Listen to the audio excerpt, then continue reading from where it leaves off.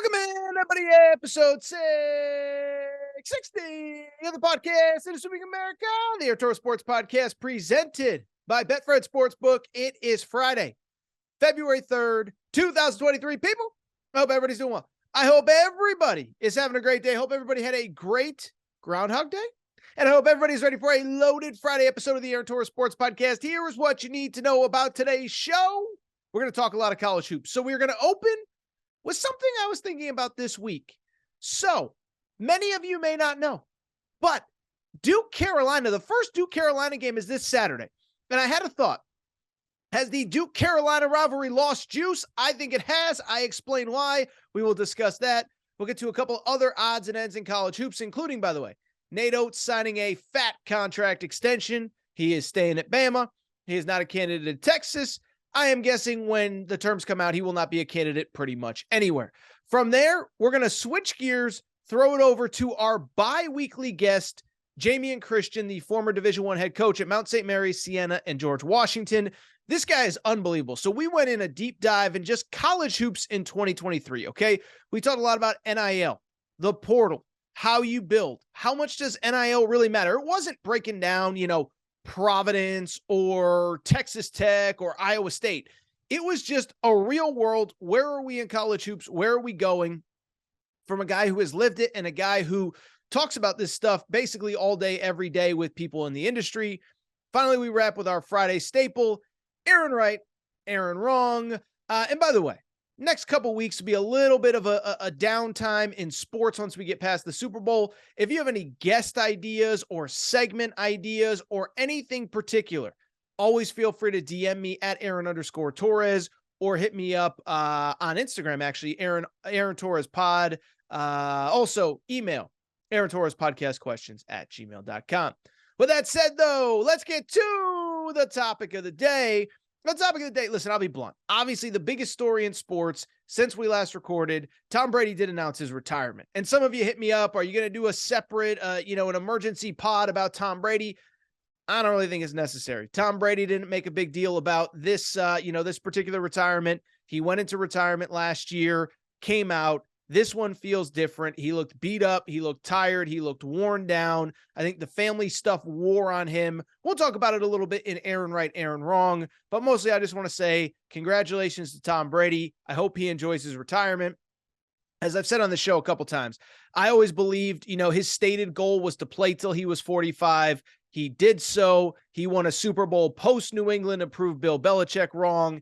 And now look, I think with the family stuff going on, it never made sense for him to move to San Francisco to play for the 49ers, move to Vegas to play for the Raiders. So I believe we have seen the last of Tom Brady in the NFL. Want to congratulate him. He made it to 45, and now it's time to move on. Speaking of moving on, let's get to the real topic of the day, because obviously most of the NFL season is done. We got one game left. We'll probably talk about it on next Friday's show. But why I bring it up is because it's really getting to be that time with college hoops. Really fun time of year. We're starting to figure things out. As I said, Jamion Christian will join me in a minute, but we have a lot of really interesting games this weekend. Indiana plays Purdue. I think they might be the two best teams in the Big Ten right now. Iowa State hosting Kansas. Kansas all of a sudden hot, but playing a tough Iowa State team that nearly won at Fog Allen Fieldhouse. I've seen ESPN promoting the you-know-what out of Florida at Kentucky. That's the late game on Saturday. I think it's an 8:30 Eastern time start. We have a ranked matchup in the WCC, Gonzaga at St. Mary's. So a lot of really good games this weekend. What I have found interesting, though, is it does feel like there is one game that I don't think is getting the general promotion that it has historically. And it's a game, it's a rivalry between two schools in a little place we call Tobacco Road. North Carolina traveling to Duke. Many of you, as I just said, I bet a lot of you did not even know that this weekend is the first Duke Carolina game. And I'll just ask you this. Does it feel like Duke and Carolina has gotten less hype than ever before coming into this one? Because it sure feels that way to me. Now, I know what some of you say, Torres, there's no way you can say that it's getting less hype. They're having college game day there. Whatever. But what I'll tell you is I do think there's a little bit less hype. I remember previous years, and not even just the crazy final Coach K regular season game last year that was like, ESPN didn't shut up about it for, weeks on end. But I remember previous years, it felt like every time you turn on TV, Duke, Carolina, Duke, they're playing Saturday, they're playing Wednesday. Make sure you watch, do this, do that. It's on every ESPN show. And it feels like over the last couple of days, we really haven't had that. Now, some would say, well, there's less hype because the teams aren't as good. And I do believe that. I think there's probably something to that. Neither team is playing great right now. Carolina's coming off a loss at home to Pitt. Incredibly, Pitt has won 3 of their last 4 at Carolina, which I don't think most people realize. Now, Pitt's pretty good this year, but that's neither here nor there. And on top of that, Duke is only 6-4 in their last 10. Both teams are 7-4 in the ACC. I think most people think Virginia is probably the best team in the ACC. I'll take it a step further. I think NC State is probably the best team in the state of North Carolina, beat Duke at home, lost to Carolina on the road when their best player, Terquavian Smith, got hurt. And so it just feels like there's not as much buzz. And it feels like, yes, part of it is that neither team is good. Part of it is that both teams have dealt with injuries. Armando Bacot was out. Now he's back for Carolina. Jeremy Roach was out. Now he's back for Duke. Dariq Whitehead was out, is out for Duke as we speak right now. But I'll tell you, I don't think I'm alone in thinking that there's less buzz, or at the very least, less excitement. As a matter of fact, I'll take it a step further. On Thursday, I actually put this poll out on Twitter. I said, Duke Carolina, first game, post Coach K. And I said, how are you feeling? Are you excited about Duke and Carolina this weekend? The poll results on Twitter, now they're unscientific. I'm not claiming that Twitter is the Gallup poll or the Nielsen ratings or anything. But I found this very interesting. The options were, I am more excited than ever before, the same level of excitement, less excited, or way less excited. Those were the 4 options. In total, 49% of people said that they are less interested in this ride. 49% said they are way less interested than ever before. 28% said they are less interested. Not great at math. 49 plus 28 should be, in my head, 77%. 3 out of 4 people that responded to this poll, I think it was around 1,000 responses, said they are either less interested or way less interested than ever before. And I'll tell you, I'm with them. And I think there's one reason specifically why I'm less interested. Well, 2. 1, the teams aren't as good. But the second reason, the reason I want to talk about, something we talked about surrounding the Final Four when these two met in New Orleans last year, I'll be honest, there is one other variable that makes me feel like this game is less intriguing than it's been in a while. That is the absence of Coach K. Now, I know what some of you are saying. You're saying, Torres, but I hate Coach K. I can't stand that guy. That guy was the worst. I'm so happy to see him out of college basketball. To which I would say, maybe you do hate Coach K, but that's kind of the point. Love Coach K, hate Coach K. Love Duke, hate Duke. You cared. You wanted to tune in to watch them win, or you wanted to tune in to watch them lose. There was no middle ground. Nobody has like sort of an opinion on Duke and Coach K. Nobody's like, yeah, I could take him or leave him. Like, this isn't, the whatever. Switzerland here. Switzerland's neutral. You were not neutral on Duke with Coach K. You either loved or you hated him. But why I bring it up is because that is the crux of sports, and that is why I think this rivalry is lacking a little juice right now. In sports, listen, the diehard fans are always going to watch. If you're a diehard fan of college basketball, you're going to be on the couch all day Saturday watching as many games as you can. You will obviously watch Duke Carolina. If you're a diehard Duke fan, you're watching Duke games. If you're a diehard Carolina fan, you're watching Carolina games. But at the same time, what brings in the casual fan, what makes the casual fan want to watch, is you need a villain. You need emotion. You need somebody who creates emotion in you when you watch them. It's why when Tom Brady went to Tampa, you still watched Tampa. You never watched Tampa before, but you watched him now because you either loved Tom Brady, you either hated Tom Brady, you either thought that he was the problem in New England and you want to see him fail, or you thought that Bill Belichick was the problem in New England and you want to see him succeed. You were happy that you were happy to see him whatever, or you were disappointed that he got shoved out of town and you wanted to watch. It's the same with the NBA. The best ratings are right now the Golden State Warriors. You either love Draymond or you hate him. You either think Steph Curry is overrated or you're like me. You used to think he was overrated and then you've come full circle and realized he's a pretty darn good basketball player. LeBron James creates emotion. Ohio State football creates emotion. Nick Saban in Alabama create emotion. Texas A&M creates emotion. You either want to watch him win or you want to watch him lose, but you're going to tune in to see Jimbo Fisher crash and burn. And so without Coach K, I'll be blunt, I think that was so much of what made this rivalry. And by the way, it's worth noting, I'm a little bit of a college hoops historian. Before Coach K, Dean Smith, in many people's eyes, was the villain.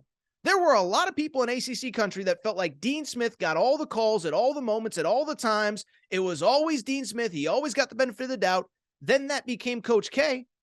Now there's really nobody like that, at least in the ACC. And certainly neither of these coaches create emotion. Think about college basketball right now. The teams that you want to watch, again, I think it's the coaches that create emotion in you. Kentucky still draws insane numbers because people either want to see Kentucky crash and burn or they want to see Kentucky succeed. They either hate John Calipari, can't stand him, blah, blah, blah, blah, want to see him lose, or they're a Kentucky fan and love him. It's the same with other teams. Gonzaga.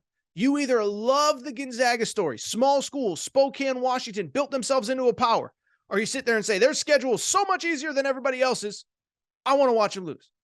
Kansas, well, they get every benefit of the doubt. They always get the calls at home. Bill Self, he's gotten away with some stuff, so you watch Kansas. I take it a step further. I think some of these new guys, Eric Musselman in Arkansas, I know for a fact he drives several of the SEC fan bases crazy. But you watch, you want to see him lose. You're happy when he fails. Unless you're an Arkansas fan, then you want to see him succeed. I think, and maybe I'm too close to it, I think there's a lot of Big East fans that want to see UConn fail because UConn's had success in the past, because Dan Hurley makes all those faces, he yells and he screams, whatever. And so I bring it up because emotion is good in sports. When a person or a game or a team creates emotion, you tune in. How much less are you watching the Patriots right now? But Belichick doesn't create emotion in you anymore. He used to drive you crazy. Now you're just like, he stinks. And right now, I think it's kind of the same with Duke and Carolina. Listen, I cover college basketball for a living.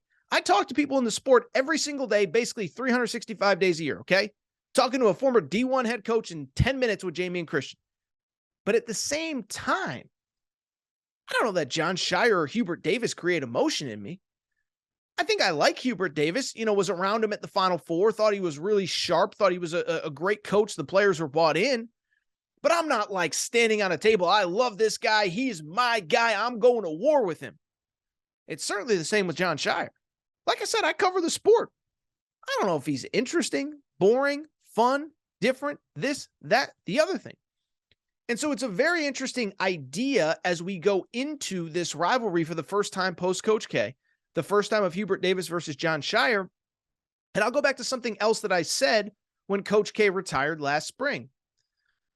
I believe that for the good of this rivalry, for the good of college basketball, and for the good of whatever, I really hope that one of these two programs, if not both, sorry to all the other ACC fan bases, but I hope one of these two programs, if not both, gets really, really, really good. Because as I said at the time, what's going to be best for college basketball, best for the ACC, is if John Shire is either really good or he's really bad. Okay. And what I mean by that is that you're going to tune in. If he's really good, it's going to drive you crazy because you said they just had Coach K for 40 years. I hated him, but he was kind of pretty good at the end of the day. Or you hope they're really bad. They're kind of like Louisville. They're a complete disaster. They're a train wreck. You got to tune in to see it. What you don't want, though, is what Duke is right now, which is just kind of, they're all right. They're nothing special. They beat Boston College and Virginia Tech and Wake Forest at home. But they got smacked in a couple other road games. They got smacked at NC State. They got smacked at Wake Forest. Oh, by the way, still 2 games against Carolina. They play Virginia this week. And so I bring it up because I just feel like Duke is kind of in that middle ground right now. I want John Shire to be really good. Not because I'm a Duke fan, but because Duke creates interest. Duke creates excitement in this sport. Duke makes you want to watch these games. Same to a degree with Carolina. I hope Hubert Davis gets really good really fast. made a Final Four last year, had the number one team in the country this year, and they're struggling. I hope they get hot. He's recruiting well, because when they're really good, people care. So that's really my only thought on Duke Carolina. If I had to pick a winner, I'll probably take Duke at home, but it speaks to the fact, I don't know that I got a really strong opinion about this one. But I think there's something to the fact that this game just doesn't feel as big. We don't know the participants. We don't know the coaches. We don't know the players. We know the uniforms, but we don't know John Shire like we knew Coach K. We don't know Hubert Davis like we knew Dean Smith and Roy Williams. Be interesting to watch on Saturday. Couple other news and notes from college basketball, and I think this is a big one that I do want to make sure that I get to. My buddy John Rothstein, who has been on this podcast as a guest, good friend of mine. Well, I wouldn't say he's a good friend. I like John, though. I think he's really good at what he does. I think he cares about college basketball. I respect the hell out of him. John Rothstein reported on Thursday that Nate Oates has received a multi-year contract extension through the 2028-2029 season. The deal is expected to be worth approximately $5 million a year and make Nate Oates one of the highest paid coaches in college basketball. First of all, let me say this. I don't think it's surprising. I remember when he signed the last extension 2 years ago during the run to the SEC title in 2021, he signed a big contract extension that year. And in that year, I looked at one thing, and one thing stood out to me about the contract. If you tried to hire him after the first year of the contract, you had to pay a $13 million buyout. The buyout then dropped to, quote unquote, only $9 million this year. But I remember saying at the time, I said, this is brilliant by Greg Byrne. Pay for Nate Oates, but make sure that buyout basically makes it impossible for him to go anywhere else. And what I said at the time was, and guess what? If Nate Oates is that good, you just rework his contract 2 years from now and give him another big buyout so he can't leave. And so that's why I think this story is important. Not because it makes Nate Oates one of the highest paid coaches in college basketball. He deserves it. He is a great head coach. But what you never want to do is give somebody a window to hire away your coach. We talked about it when Texas fired Chris Beard. I said Nate Oates would be my number one guy. $9 million contract extension or $9 million buyout. Who cares? You're Texas. Make the move. Pay him $8 million a year. Give him the Lincoln Riley equivalent contract, Brian Kelly equivalent contract. Who cares? You'll make it back. It's the SEC, D1 college sports. Texas, you got more money than you know what to do with. Nate Oates would be my number one candidate if I was Kentucky, if and when John Calipari eventually leaves. It's worth noting, Nate Oates has Michigan ties. Tom Izzo, not going to be around forever. Juwan Howard could go back to the NBA at some point. So there are a lot of places that make sense for Nate Oates. Now, again, I think that some of the off-the-court stuff was a little bit of an issue. In a very serious, and I'm not making light in this at all, but the alleged murder of one of his players allegedly murdered a female on campus about a month or so ago. And so I just bring it up because maybe that cooled the market for Nate Oates a little bit, one of his players having a major legal issue. But at the end of the day, he's a great coach with great upside. He's only 49 years old. And credit to Alabama getting this done right now so it's not something their fan base has to worry about. Two quick things. One, I know that in the Alabama community, there's big talk about getting a new arena on campus. We'll see if that happens. I'll also say this, and I've talked about this quite a bit. Unless I'm misreading, Eric Musselman, the other really rising head coach in the SEC, and I understand, they're a little bit struggling this year. He only has a $2 million buyout right now. If I was Hunter Yurchek and Arkansas, I would get that done yesterday so you don't have to worry about it. Really quickly, some scores since the last update that we had. Xavier just winning a thriller over Providence the other night. I'll give Xavier credit, man. Sean Miller has exceeded my expectations. I have obviously been as high on Sean Miller as anybody, but they're now 18-5, 10-2 in the Big East. They beat Providence in overtime, 85-83, one of the best games of the season. And I'll just say this about Xavier. One, they got all the pieces to make a run. Two, this was maybe their most impressive win of the season, because remember this about Xavier. They had a star forward, Zach Fremantle, who went down with an injury a few days ago and is out for about the next 4 or 5 weeks to the end of the regular season. The fact that they got this win without him, I think it speaks to who they are and how good they can be. Incredible win for Xavier. They are now 18-5, 10-2 in the Big East. They are tied for first place with Marquette. Marquette gets a big win at home. They get a big win at home against Villanova. They also 18-5, 10-2 in the Big East. As crazy as it sounds, Villanova 10-12 this year post Jay Wright. Unbelievable. They are finally healthy. Their star guard, Justin Moore, coming back from an injury he suffered in the NCAA tournament last year. So we'll see if they can turn a corner. One other note in the Big East. St. John's blew a 13-point lead at home against Seton Hall. Telling you, Rick Pitino, make it happen, St. John's. Make Rick Pitino happen. Make it happen. Trying to think of anything else that happened in college hoops really quickly. I'll just say, Tennessee fans, I'm sorry. Said nice things about you on Monday. You immediately flatline against Florida. Listen, we'll have more time to discuss it. We'll probably hit on it, Aaron right, Aaron wrong. This is always the concern with Tennessee. Do they have those dudes, those guys that can just go get you a bucket, right? I know that Cason Wallace can go get Kentucky a bucket when they need it. I know that Ricky Council can do that for Arkansas. I know that Jalen Wilson can do that for Kentucky. I know that, whoever. I'm trying to think of the other good teams in college basketball this year. I know that Brandon Miller can do it for Alabama. I know that Keontae George can do it for Kansas State. I don't know if Tennessee has that guy. So Tennessee loses on the road to Florida. This is just a game. Listen, it's one game. It doesn't mean that much.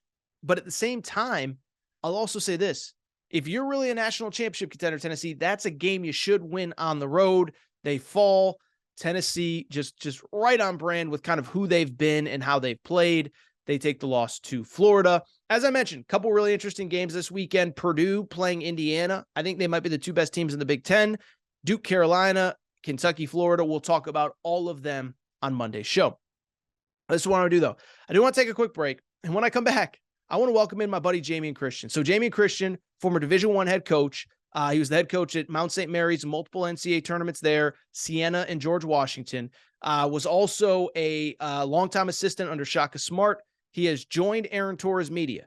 2 weeks ago, he actually joined the show to just talk ball. He's back. I'm going to throw to him next, and he is so good. We talk about the portal, NIL, where we are in college basketball. Jamion Christian coming up. Going to take a quick break. Be right back. All right, everybody. All right, back. Good to be back. I do want to switch gears, and I want to talk a little college football because Wednesday was the second kind of wave of national signing day, high school football signing, transfer portal signing, etc. I don't think you need me to tell you, but the bottom line is, look, most of the marquee high school players do sign in December. There is a second national signing window, though, the first week of February. That used to be the original national signing day. And it's kind of a time where that second wave of transfers that kind of decide to transfer after the bowl game, that's when they make their announcements. And there are still a few marquee high school players that had yet to commit, that committed on Wednesday. Nicholas Harbor, an elite athlete we talked about on this channel a few days ago, is headed to South Carolina. Roderick Pleasant, a really talented cornerback from the Southern California area, is headed to Oregon. Jaden Rashada, our guy, Mr. NIL from Florida, decommits from Florida, is now going to Arizona State. So there's a lot of interesting moving parts on Wednesday. With that said, though, there is one school specifically that I do want to talk about. Let me explain why. It's because with these two signing periods done, early December, mid-December, and early February, we now kind of have a feel for what rosters are going to look like, at least going into spring football, and then more or less going into the 2023 season. Now, you're going to lose a few guys to the portal in the spring. You're going to gain a few guys from the portal in the spring. But for the most part, rosters are kind of what they're going to be for 2023. And so I bring it up because there is one specific school that I do want to talk about, and it is the school that we have talked about a lot on this YouTube channel here over the last probably 6 to 8 weeks. And that is the Colorado Buffaloes, coached by Deion Sanders, who we now call Coach Prime.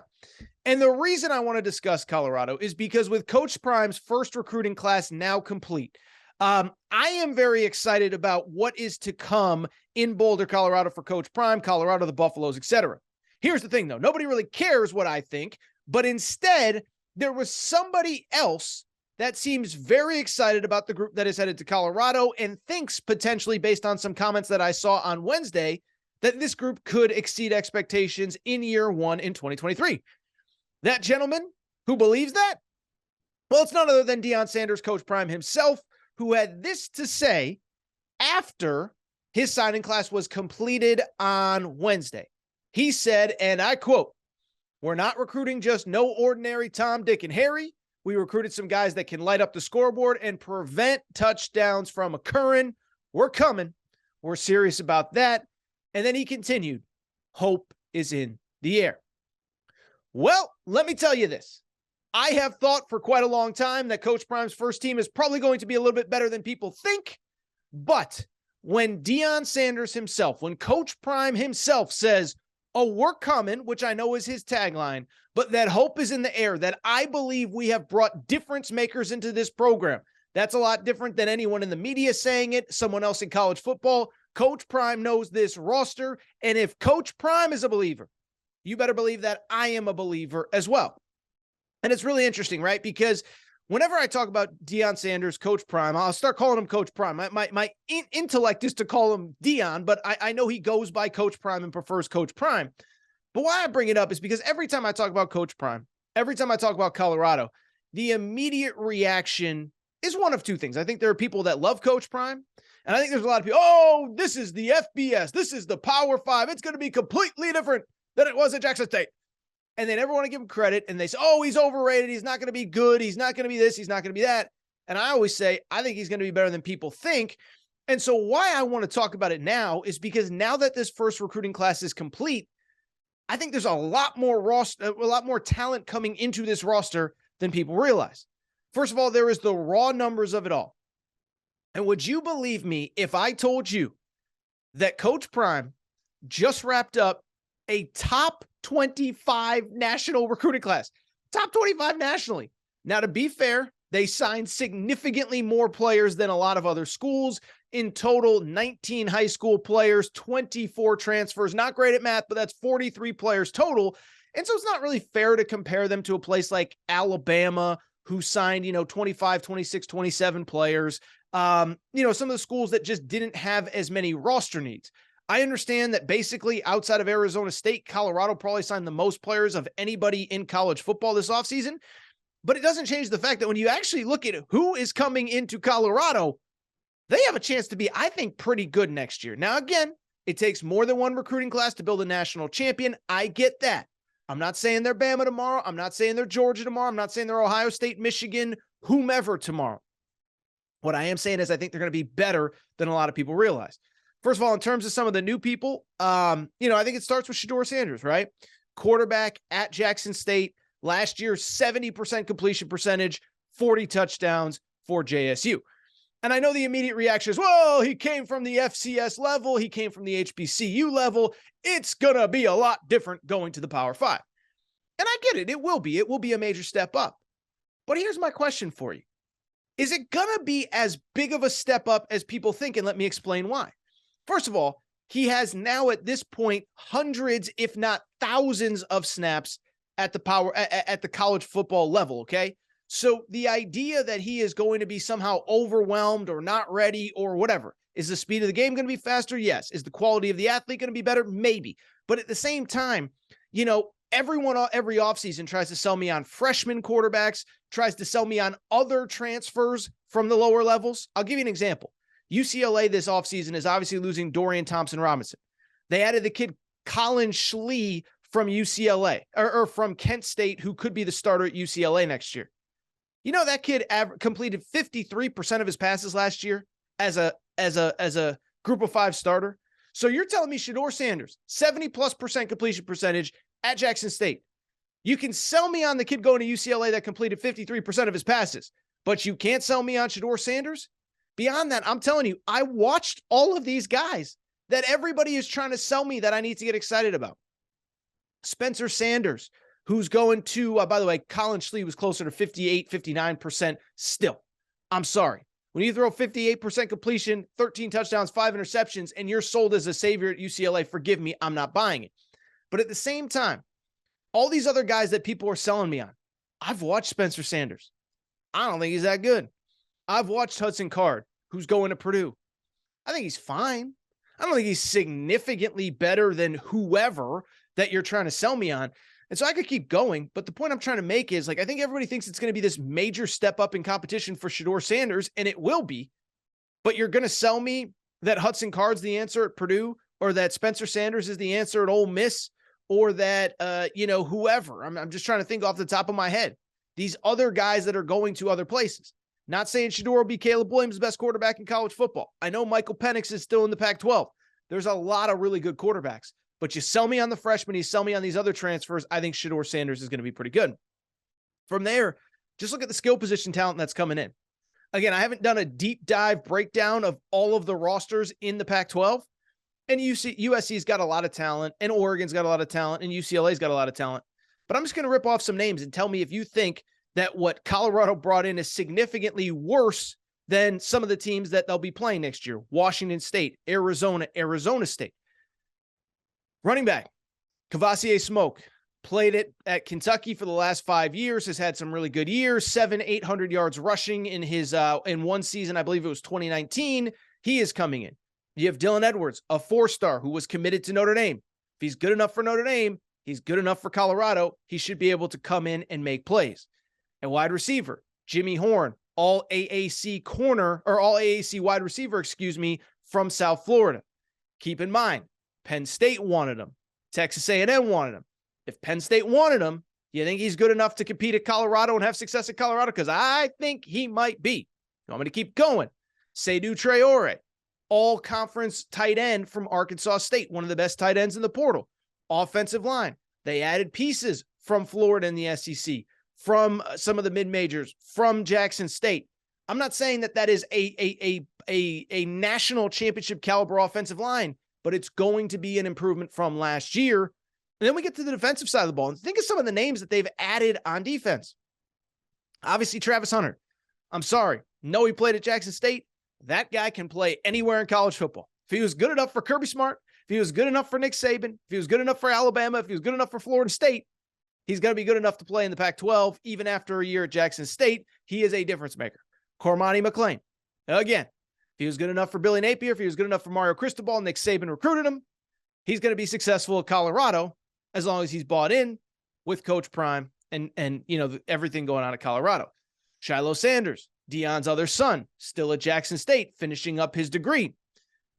Started his career at South Carolina. If he was good enough to play for Will Muschamp at South Carolina, he's going to be fine in the Pac-12.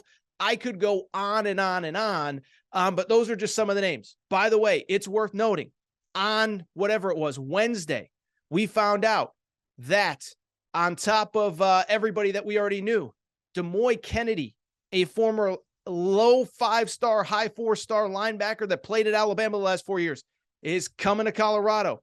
Vontae Bailey from Clemson coming to Colorado. Jordan Dominic from Arkansas coming to Colorado. So you just start to look, Miles Slusher, safety from Arkansas coming to Colorado. So you just start to look at the number of dudes that are coming to Colorado. I'm just telling you, this team has a chance to be really good next year. Now, listen, it's all relative. And by the way, I should mention this as well. Keep in mind, and Coach Prime talked about this at his press conference, there is another transfer cycle that will happen in the spring. We'll have coaching changes potentially at positions, this, that, the other thing. We'll have guys lose out on starting jobs. We'll have problems. We'll have this. We'll have that. We'll have guys decide to leave. Guys decide to look at other opportunities, NIL stuff, whatever the situation is. Guys are going to look for other opportunities. Oh, by the way, here's the other thing I think that you can't underestimate. More kids are going to watch the Coach Prime documentary on Amazon. They're going to see what Travis Hunter, what Shiloh Sanders, what Shedeur Sanders, what those guys are doing on social media with the platform that Colorado and Coach Prime are providing, mostly Coach Prime more so than Colorado, and they're going to say, I want to be a part of that. So this is all a very long-winded way of me saying this. I understand the schedule is going to be tough. I understand you start with TCU on the road, a team that just played for a national championship. But guess what?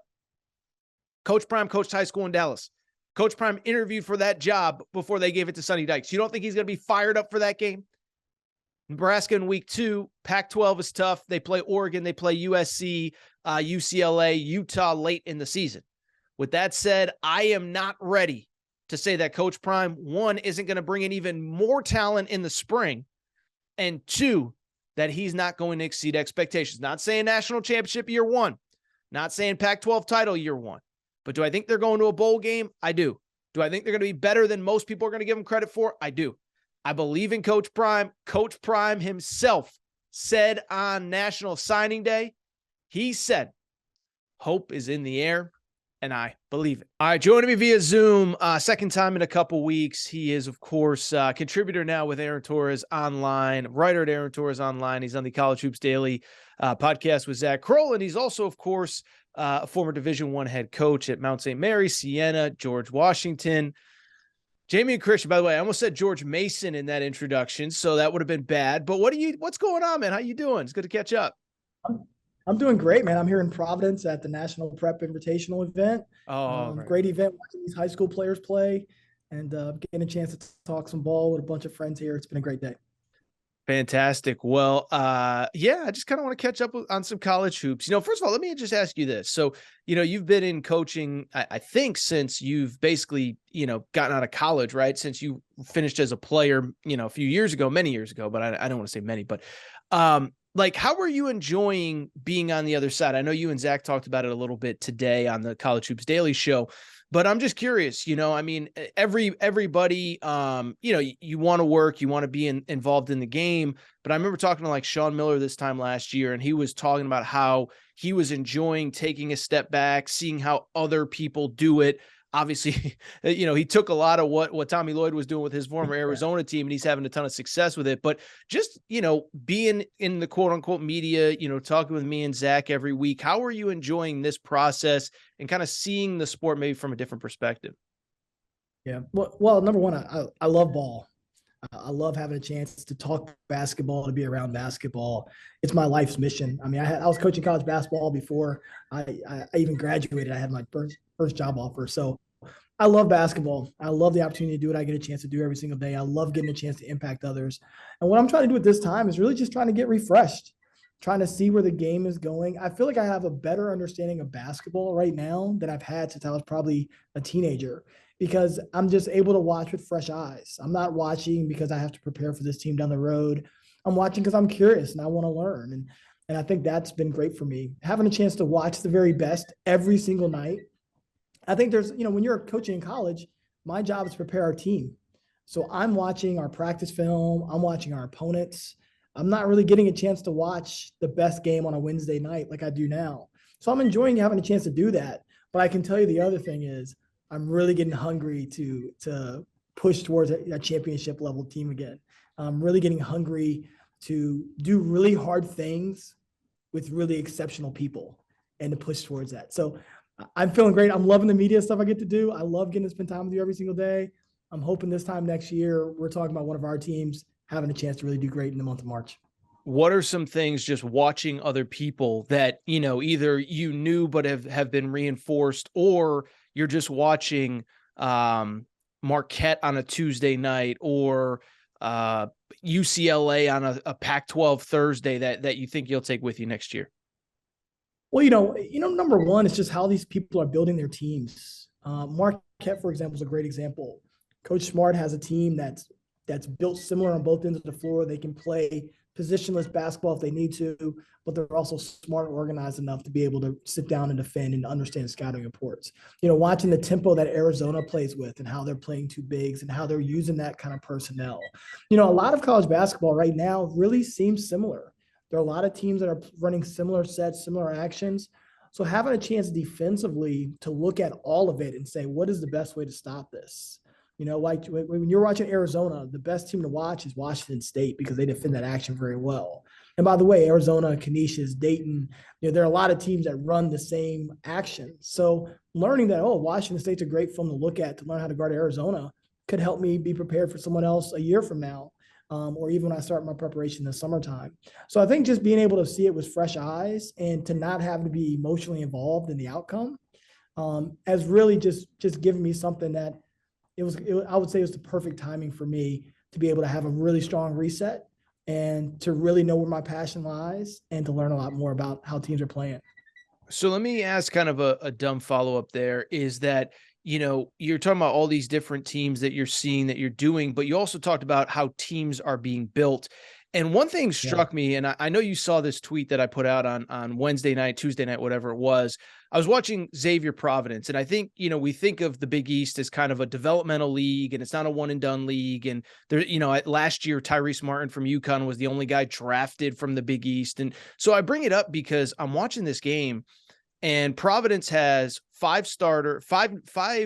They lost all five starters from last year, all five starters this year. Now, one was in the program last year, but all five starters were transfers. Four weren't even in the program last year.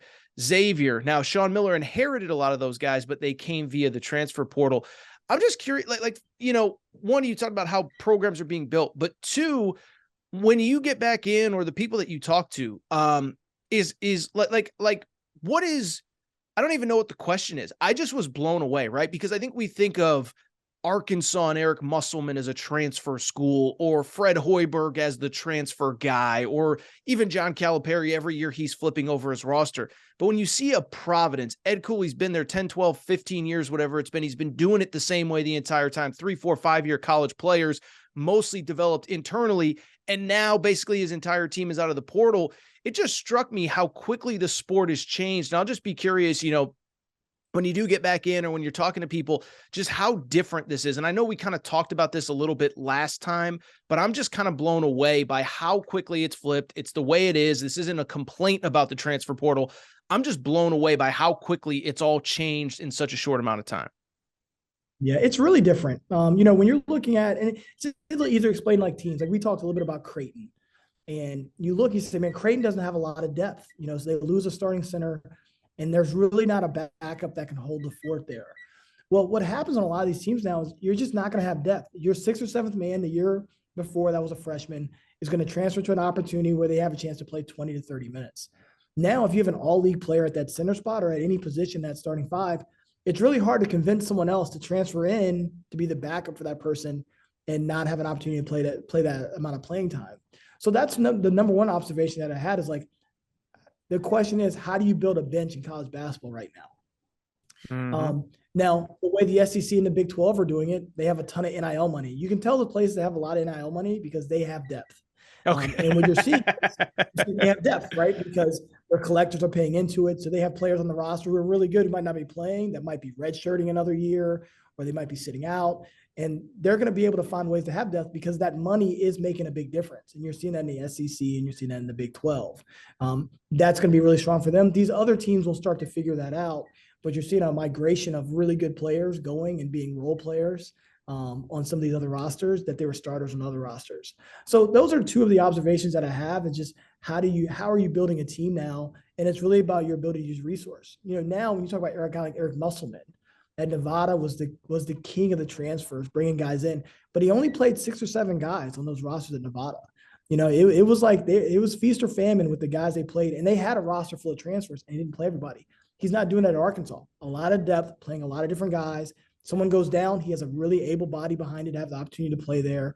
So he's taken what he's learned from the transfer stuff at Nevada and been able to apply it even better now at Arkansas, and that's allowed him to be good. We talked about Ed Cooley briefly. He's taken some transfers at Providence before. So he has a good understanding of the transfer market, and he does an exceptional job. And I don't know if we can say this enough about Ed Cooley. He does an exceptional job of changing to fit his roster. And a lot of coaches, when you watch, they can only play one way. They can only have a certain type of players that can play for them.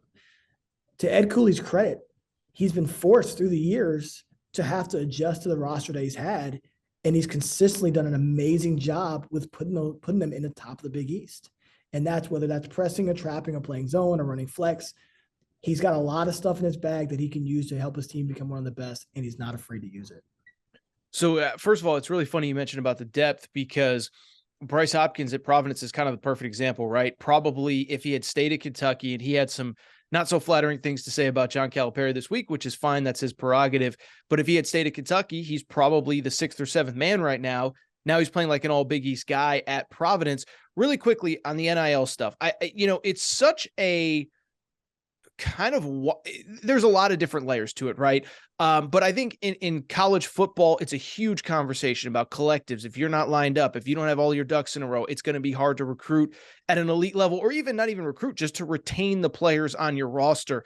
Talking to people, and we don't need, specific schools or specific names or specific coaches, but what is the collective space and the NIL space in college basketball right now? How important is it to get in the door with an elite high school? Well, maybe not an elite high school player. I think that goes without saying, but transfers, depth, red shirts. Are there schools, and again, you don't have to name them, where that isn't, that they're still recruiting based on system and this and that? Because what I just say really quick is I think in football right now, it's very interesting is that you have a lot of schools that are selling, hey, we're not going to pay you up front, but you come here, you're going to develop, you're going to be well coached, you're going to be this, you're going to be in position to make tens of millions, if not hundreds of millions on the back end. We're going to get you something. We're not going to have you, scraping couch cushions for loose change on a Saturday night. But most of that money is going to come when you have success. And then it's going to come even further on the back end, because we think we can get you to the NFL in 3 years. Just what is going on from what you hear in the collective space? How much of a decision is it for most players, some players, elite transfers, all that kind of stuff? Well, I think the conversation starts with what can you do in the NIL space? It's such a buzzword right now. Every parent, every recruit's going to ask that. It doesn't mean that that's the final part of the decision, but it is becoming a major part of it. It is something that people are interested about. They're curious about. Now, it's still a little bit of like the Wild West. It's not like Arkansas has to share what they're doing with their collective with Kentucky. So everyone's kind of keeping what they're doing NIL wise as secretive as possible, to keep whatever advantage that they have. And again, they don't have to self-report what they're doing. So they're trying to figure that all out and give themselves the best advantages. The other thing I would say is, with the collective, there's a range of things that people can do, and people are starting to learn what the range of things that they could do. And so you're going to start hearing about this stuff in the media, these different asks and wants from players about what they want for their families, what they want for themselves in the NIL space. It's going to get really, really wide for a while until we can kind of narrow that space down. So those are other things that people are trying to learn what they could do with the NIL space, and just what they're in, and just what's most important. So I think the NIL right now, there is not a set thing on what can be done. So people are really trying to take advantage of it at the highest level. I don't think it's going to go away. Obviously, I think it's going to continue to grow, but I do think colleges, universities with collectives are going to try to find ways to make sure that players are playing at a high level and are earning that money and not just taking it. And so I do think over the years, we're going to kind of see this being pushed back towards performance, which is not supposed to be. But I think you're going to start seeing that want and need for that to happen, because no one wants to give a player $100,000 and then they don't play a second. So I do think naturally that's going to start coming back in. I don't know when, but I know collectives are already trying to find ways to make sure that players are performing and doing the things they need to do to gain that money from the collective. Yeah, one thing I would say is, just even myself and the media company, we've had a chance to work with a few players in NIL stuff. I can promise you not everybody, even at the Power 5, Power 6 level, is making the money that everybody thinks that they are. But I'm sure there's some players that are being really well taken care of. You said something really interesting there. And I just want to, and I don't even know if it's a question as much as it is just a thought that I've had for a while, is that I think even 2, 3, 4 years ago, there was this idea, and maybe it was a situation that you dealt with on one end or the other with players, right? Is that, there was a time where it felt like the players had no rights, and we as the coaches, the media, the fans, the whatever, we're taking advantage of them, right? And then NIL comes in and the one-time transfer. And I feel like this is another thing from a public perception standpoint that's completely flipped. And I forget if you and I talked about this last time, but Deion Sanders comes into Colorado, says, I'm bringing my own luggage. It's Louis. Like, some of y'all got to get out of here. Like, are you even surprised at, nobody except maybe Deion is saying, hey, if you're not good enough, you got to leave. But I think even the public now has an understanding of like, okay, if we're going to pay these players, if we're going to, like you said, if we're going to take care of them, and not all of them are making millions or even hundreds of thousands or even tens of thousands in some cases, but there is it's not all give and get nothing back. I'm just kind of blown away by just how the public perception has changed, where even 2, 3, 4 years ago, the idea of quote unquote running a player off, pulling a, I guess not pulling a scholarship, but running a player off was like, it was like a 4-letter word. Now it's just kind of like, yeah, well, the guy's not really playing well, send him down a level or whatever. I'm just kind of blown away by how quickly those conversations have changed in the public. Yeah, and I like to add, I think you missed one key factor in there. You obviously have a one-time transfer, we have NIL, but we also have for the first time ever where you can gamble on college sports. True. Mm-hmm. And I think they're all really linked together. Now fans are not just watching the game to see who wins, but they're watching the line on the game. They're watching to see if he makes a free throw at the end of the game, if the ball, who gets the ball first, like the prop bets that are popping up. So there's a lot more that's going into the game right now that allows for it to be transactional. Yeah. Where I really felt like the best thing about college sports was it was a transformational relationship that our players had with their fan bases. Watching Cam Newton come into Auburn and be so celebrated after only a year there and what he was able to do for Auburn football in just 1 year and his ability to be celebrated. Watching what Tim Tebow was able to do at Florida. Those are transformative relationships that college sports have always provided. And we're slowly turning into a transactional relationship that we're having with our players. It's just going to be very interesting. It's going to be uncomfortable. I really do believe it's going to be uncomfortable. When I talk to administrators and coaches around, one of the things we loved about college sports was that you knew who's going to be there. You knew who's going to be on the roster. One of the things you don't love about your pro teams, you got to burn your jersey you got to burn your jerseys every other offseason because guys are moving around so much. And I just think that's what we've got to be able to get comfortable with in college sports for a little bit. It's going to be transactional. I do think like all markets, it will settle down and loyalty will be redefined and players will stay and coaches will stay and it'll all work like it was before. But it's just going to take a little bit of time for it to settle down right now because I do believe college is about transformational relationships. And that's some of the best parts about coaching young people. Well, I would just say to that, I've said on this show many times, we've been heading towards a professionalization of college sports for a very long time now. But one thing that I've never wanted as a consumer is for it to be professional sports. And I'm afraid that we're getting closer and closer every day. But I also think there's a lot of stuff to that's still to love. And I'm with you.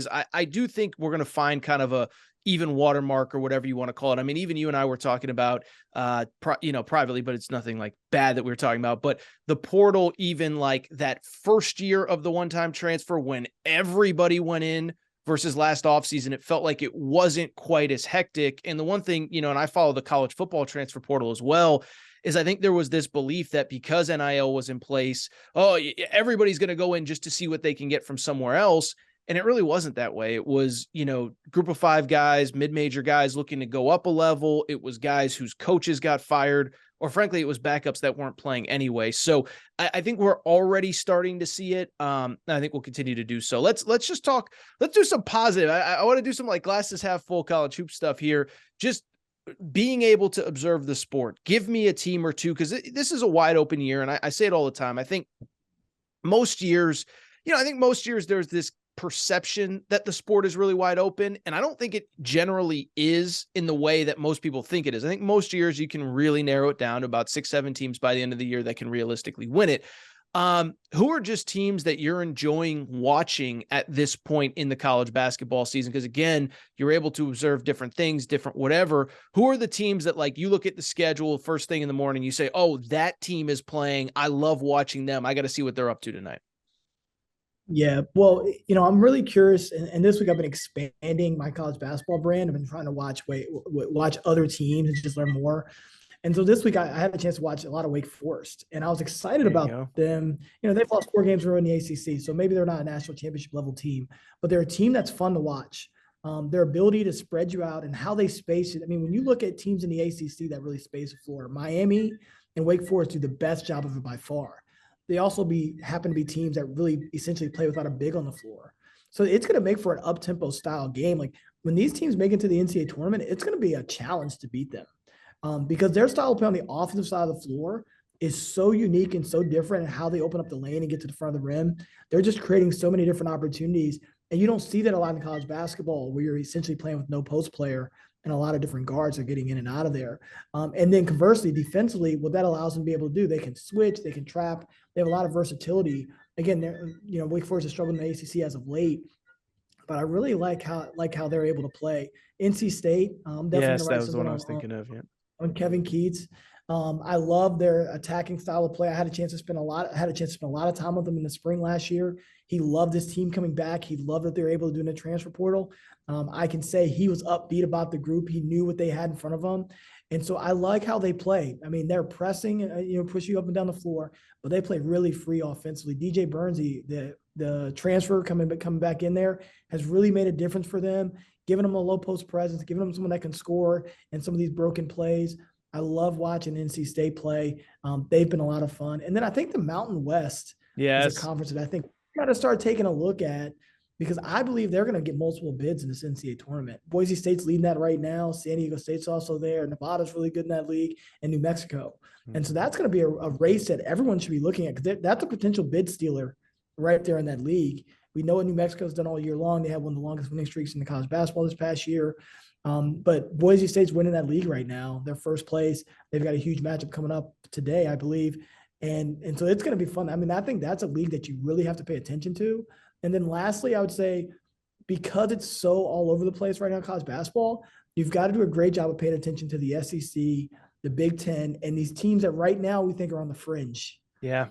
Because number one or two of them are going to get hot. But most importantly, they're talented teams that are just kind of getting beat up in their league right now. And they may do better in a tournament setting against a team outside of their league. And so, again, I don't think they're bid stealers, but I think with it being so up in the air right now, there's a lot of good teams that we've got to pay attention to that have a chance to impact the bracket in March. Well, I'll tell you a funny story, and I shared this earlier today just in a radio interview, but I talked to Jamie Dixon this summer. I was interviewing him for something, and TCU last year, for people who forget, they got hot late in the year. They were actually the last team to beat Kansas last season. They beat Kansas. Then they actually had a weird, scheduling thing where they played them twice in a week. They almost beat them at Fog Allen.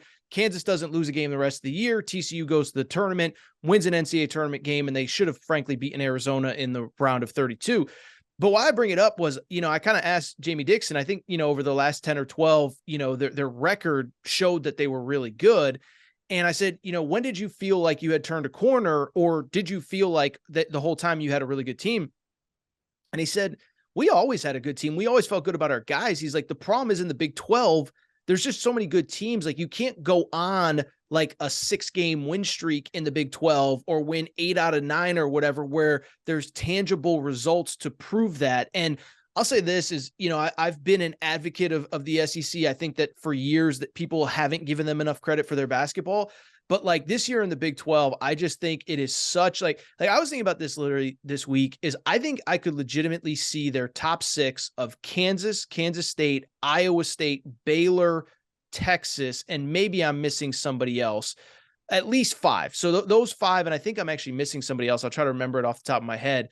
I could see all of those teams having success in the NCAA tournament. But again, it's like on any given night, if you just get the wrong team in the wrong venue, I told a buddy, like, I almost feel like it's the NFL, where there's such a small margin where it's like you can look great one week in the NFL and you could just play the wrong, the Cowboys can beat the Vikings by 30 something points and then lose to the Commanders the week later, and it's like, that's kind of how I feel watching the Big 12 every night, where, Baylor was on, I think, a 6-game winning streak, beats Arkansas, beat Kansas last week. And obviously Arkansas is not a conference game, but I bring it up because 6-7 game win streak.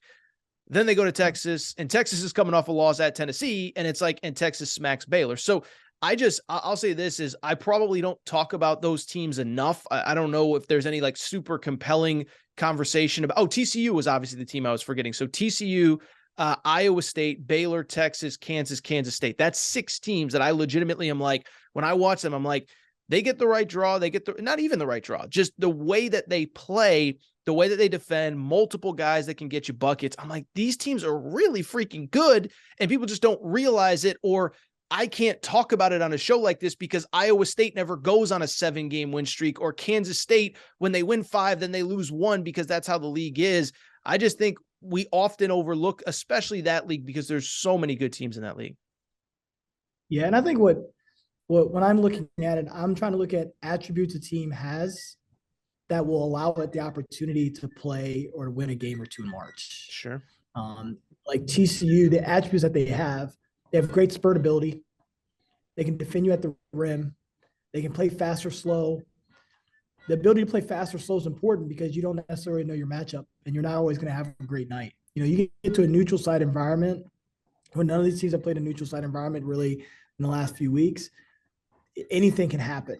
The energy inside an NCAA tournament game is incredible because it's neutral. You're going to have half the fans are there for you, not even half, a third are there for you, a third are there for the other team, and a lot of people are there for the game before you, the game after you, and then there's just fans from that. So it's a completely different environment, and it's just very different, and it takes time to adjust to that. So the ability and the attributes to be able to play differently, I think, really matter. Can you score the ball quickly? Can you score the ball in under 10 seconds? If you need to score at the end of the clock, right? Like if I look at a team like Xavier, that would be my concern. They score the ball really well. Their offense moves the ball, but when they really need a basket, can they score without Sean Miller having to call a play for it and having to create it? Because in the NCAA tournament, you can end up in that situation pretty easily. And so when I look at it, I just think what teams have these attributes that make it really tough out. If you're in a tough situation that maybe you haven't been in under pressure a ton. And there is no pressure like NCAA tournament pressure because everybody knows if you win, you go home. So I want to ask you about that because this is a half-baked theory that I've had, and I've never kind of run any data to go through this. But if you look, even really good teams, if they don't have tournament experience, those are generally the ones that get knocked out early. So I'll give you an example. 2 years ago, Illinois with Ayo Dosunmu, number 1 seed. Everybody's excited. They win the Big Ten tournament. They're like the buzz it team entering the tournament, and with good reason. They had, a bunch of really good players. They had never, that group had never been to a tournament. The tournament was canceled the year before in 2020. So none of them had played in a tournament. They get bounced in round 2 by Loyola. And so I bring it up because that's literally like my only concern about some of these teams. Like I think Kansas State is awesome, but you have 1 or 2 guys that kind of played in the tournament at other places, but Jerome Tang's a first-year head coach. That's not a criticism. It's just a reality. And you have so many of those guys that have never been there before. And that's just one of my things that I always look for in determining a champion. Do you have guys that have been in the tournament that understand the stakes, all that? And it sounds like there's some tangible, maybe not literal proof, but metaphorical proof that really does matter once we get to the end of the season. Yeah. I can't disagree with that. I think having been there before does help because you recognize the energy that's in the building. You can anticipate it. You've been there. You can understand it well.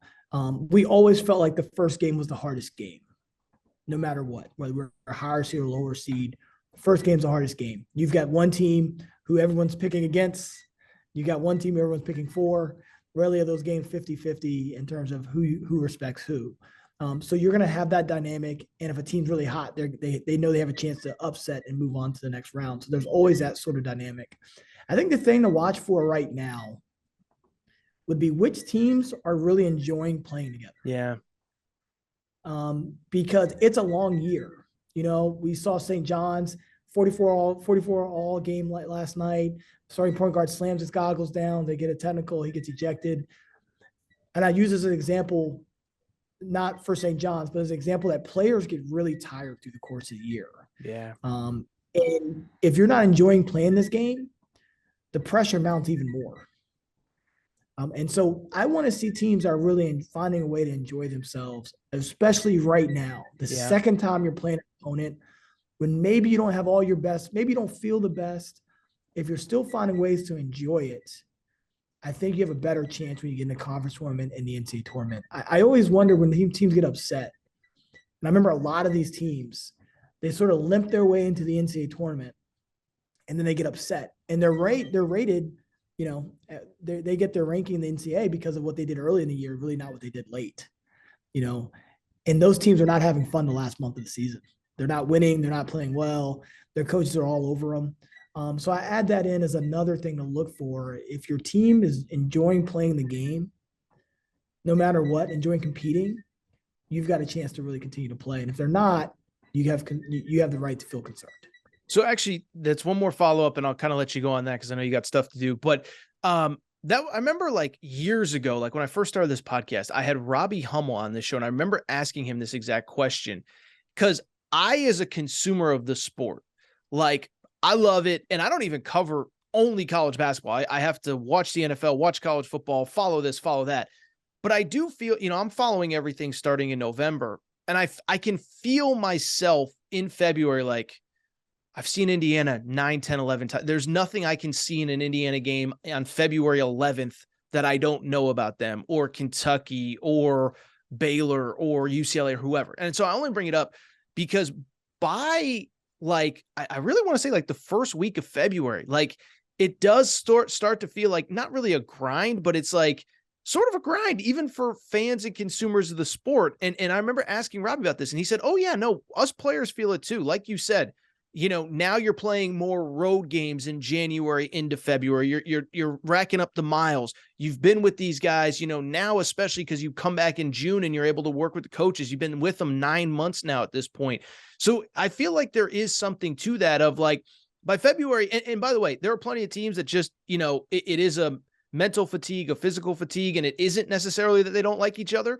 But I just feel like February, like, one, how realistic is that? And then two, as a coach, how do you combat that? Because I could see, again, the excitement of the season wears off. Then you get a break for Christmas, then the excitement of conference play. And then you get to, like, February 10th, and it's like, we've seen all these teams once. We've been together every day since we got back from Christmas. We're a month still from the finish line. And I can see, like, players, it's not a bad thing. It's just a human nature thing. Like, how do you keep guys engaged at a time like that?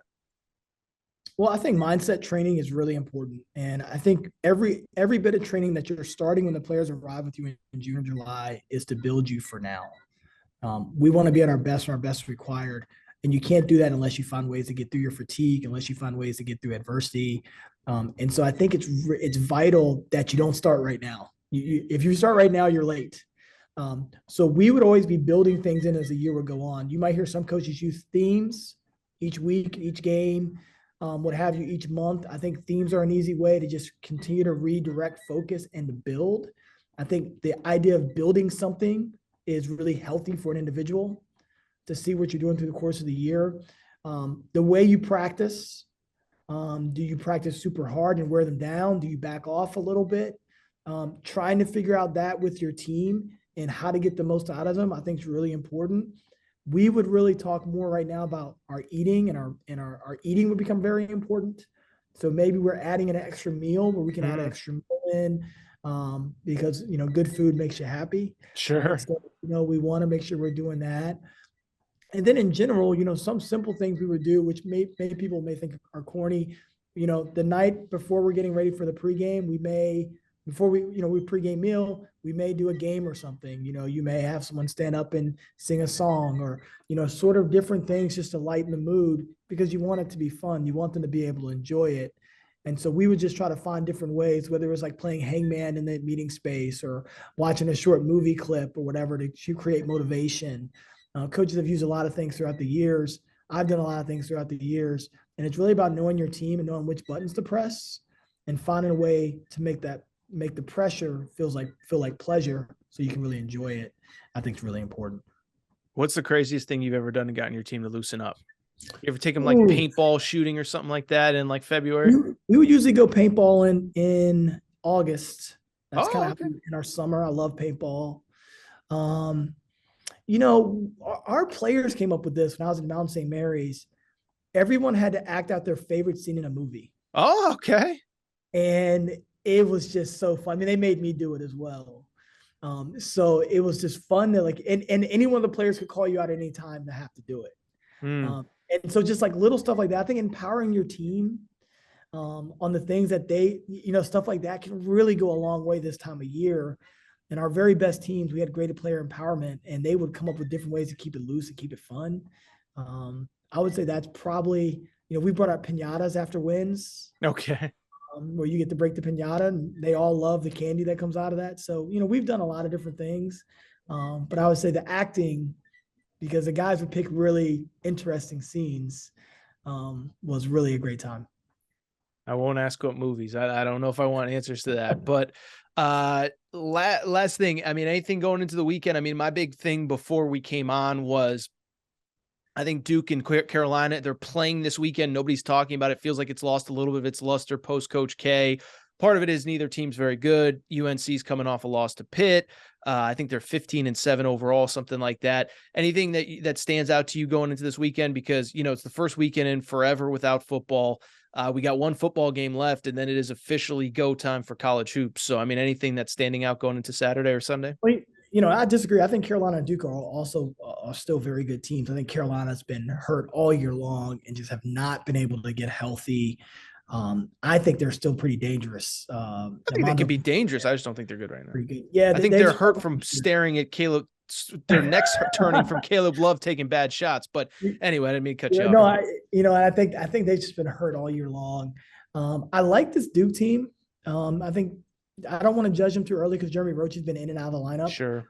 And I think he's very important for them. I like how they can score the ball. They've lost some games I thought they had a chance to win. I think their first time with their freshmen playing in this Duke Carolina game, I really want to see that opportunity. I had a chance to watch both these teams practice in the fall. And so I've been really eager to watch this game for a while to see how the freshmen of Duke would respond and how the veterans of North Carolina. And this is a game for both these teams that could turn the season.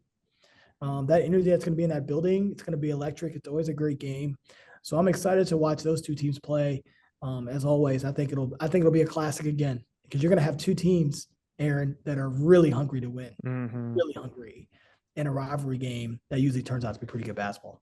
Well, and I know most of Duke's roster wasn't there last year, but I do think there's some revenge factor. They were obviously all watching the final Coach K game, the Final Four game where North Carolina beat them in both.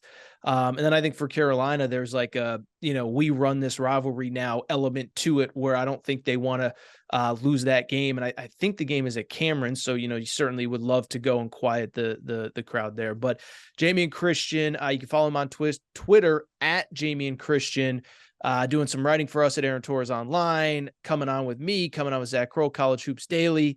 And that's it, man. You're actually at the gym right now. So you're like in between games, I hope, or whatever. But man, I appreciate the time. And we'll do it again in a couple weeks. Okay. Thanks so much.